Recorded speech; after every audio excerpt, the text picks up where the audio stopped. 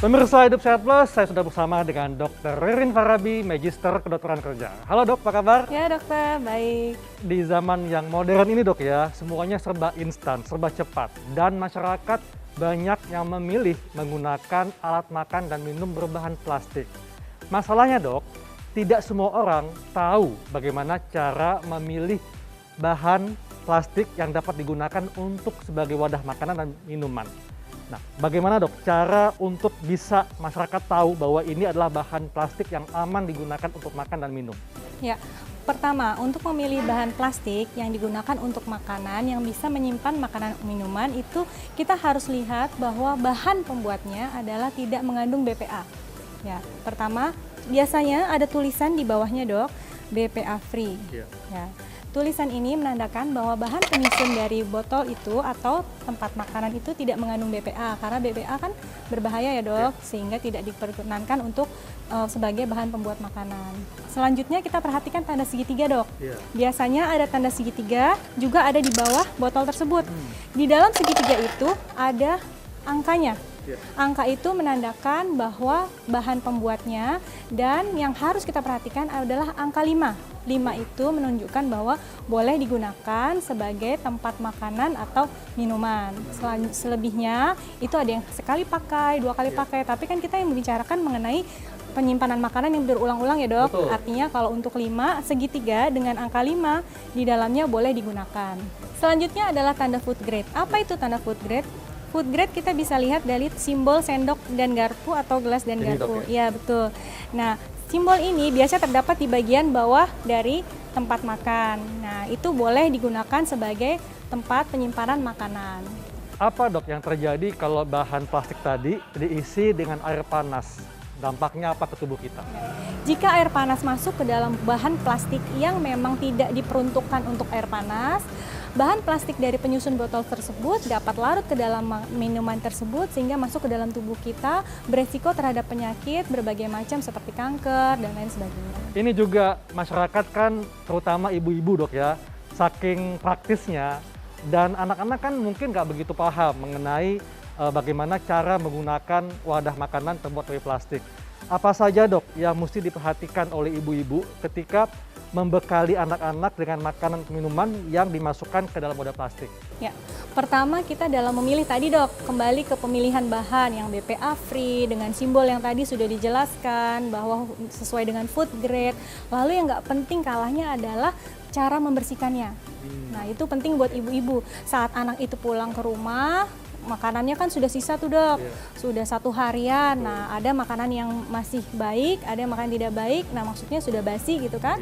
Nah itu harusnya dibuang dan dibersihkan dengan baik. Misalnya ada sela-sela pinggir dari botol makanan, botol ataupun kotak makan ini yang dok, ya betul dok. Nah ini sela-selanya ini kan karet-karet nih dok. Nah ini harus dibersihkan dengan baik. Kadang-kadang kita bekali anak dengan sayur yang mengandung kuahnya menempel, minyak, betul, menempel di sela-sela ini tidak dibersihkan dengan baik sehingga membekas sehingga timbulnya jamur, bakteri, kuman. Nah, itulah yang menyebabkan sakit pada kemudian hari nantinya. Mungkin masyarakat taunya bahwa wadah plastik dapat digunakan selamanya. Apakah ada masa dok wadah plastik itu tidak boleh digunakan lagi? Wadah plastik dapat digunakan dalam jangka waktu maksimal adalah 10 tahun. Lewat dari 10 tahun kita harus mempertimbangkan apakah itu harus dibuang karena dalam jangka waktu tersebut bahan-bahannya sudah sangat tidak baik sehingga perlu diganti. Nah apabila kurang dari 10 tahun kita bisa lihat dari kemasannya dok. Misalnya bagian ujungnya sudah tidak dapat, tutupnya tidak dapat menutup dengan baik. Artinya tidak rapat, menutup makanan dapat terkontaminasi sehingga udara masuk, kuman masuk. Nah itu tidak baik. Nah selanjutnya apabila terjadi perubahan warna. Misalnya warnanya tadinya putih jadi kuning, nah terjadi perubahan warna, terjadi perubahan dari bahannya itu sehingga warnanya yang tadinya abu-abu jadi abu-abu muda gitu ya dok ya, artinya sudah banyak tercuci dan sehingga larut. Nah itu harus diganti. Atau ada area di mana noda dan bau itu tidak bisa hilang. Apabila noda dan bau sudah dibersihkan, tidak bisa hilang, itu menyebabkan bau, menyebabkan tumbuh kuman dan berubah fungsi jadinya dok. Kita menyimpan makanan jadi berubah bau, berubah rasa. Nah itu memang harus tetap kita ganti. Tadi kan disampaikan cara membersihkan dan merawat wadah plastik. Tapi bagaimana dengan bau dok, aroma? Kan kadang-kadang kan meskipun udah dibersihkan nih, tetap meninggalkan aroma sisa makanan. Nah, bagaimana cara menghilangkan aroma makanan tersebut? Setelah kita selesai menggunakannya, yang paling penting adalah kita harus membersihkannya dengan baik. Karena dengan kita membersihkan tidak baik, tentunya ada bagian-bagian dari makanan tersebut yang tertinggal. Seperti tadi di sela-sela ya dok ya, di sela-sela tutup, di sela-sela pinggiran. Nah itu karena tertinggal sehingga menimbulkan bau. Jadi yang paling utama adalah bagaimana kita membersihkannya dengan baik. Jangan sampai kita menyimpan botol makanan sebelahnya tempat area-area di mana yang baunya menyengat seperti deterjen ya. Kita menyimpan botol, menyimpan tempat makan sebelahnya tempat-tempat yang menimbulkan bau. Nah itu tidak baik. Nah menyimpan juga seperti itu. Membersihkannya harus benar, menyimpannya harus benar, dan saat mempergunakannya lagi jangan lupa bahwa kita harus membersihkannya lagi gitu, sebelum digunakan. Gitu. Pemirsa, pasti pengen tahu dong bagaimana cara membersihkan wadah makanan atau minuman yang berbahan plastik. Dokter Ririn, silakan dok, kita tunjukkan kepada masyarakat bagaimana nih cara membersihkan wadah plastik. Ya, sebetulnya ada berbagai cara dok, banyak cara, ada yang dengan soda, kue, ada yang dengan garam, ada yang dengan cuka, macam-macam. Tapi kali ini saya akan memperagakan satu, hanya dengan menggunakan jeruk lemon ya. Caranya gini dok, kita iris jeruk lemonnya ya, lalu kita cuci bersih wadah plastiknya dengan sabun ya. Setelah itu kita oleskan jeruk lemonnya di wadah plastik tersebut. Jadi ya. setelah dibersihkan dengan air dan sabun, kemudian dioleskan dengan lemon. Betul. Tujuannya apa dok? Tujuannya untuk menghilangkan bau tadi dok. Dengan adanya lemon ini, aroma lemon, sehingga menyebabkan bau yang ada di plastik tersebut bisa hilang diganti dengan aroma lemon. Nah setelah dioleskan, boleh ditutup dok, biarkan selama 5 menit atau 10 menit ya, biarkan tertutup, lalu setelah itu boleh dibilas kembali. Kalau seandainya menggunakan aroma lemon, ada sabun cuci yang sudah menggunakan aroma lemon, itu juga untuk menghilangkan bau. Nah itu boleh digunakan. Kalau tidak berhasil, boleh dengan cara ini atau cara lainnya. Berikutnya di sini saya lihat ada garam dok. Apa nih fungsi garam? Ya sama tadi dengan jeruk lemon.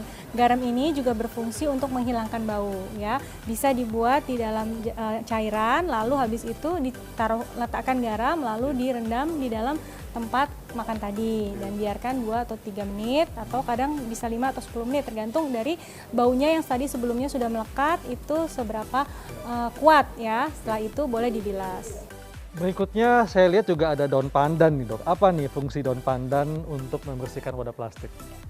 Daun pandan ini adalah tanaman alamiah yang bisa didapatkan di mana-mana. Biasanya kita tanam di keliling halaman rumah kita ya dok. Gampang didapatkan, mudah, dan biasanya digunakan untuk membuat aroma makanan. Biasanya jauh lebih wangi dan alamiah ya. Ini bisa kita gunakan pada saat kita selesai mencuci, kita ingin menyimpan, kita bisa gunakan potongan daun pandan dimasukkan ke dalam tempat yang akan kita simpan tadi, lalu kita tutup, kita biarkan sampai gunakan kembali. Nah ini untuk mengurangi aroma bau tadi dok.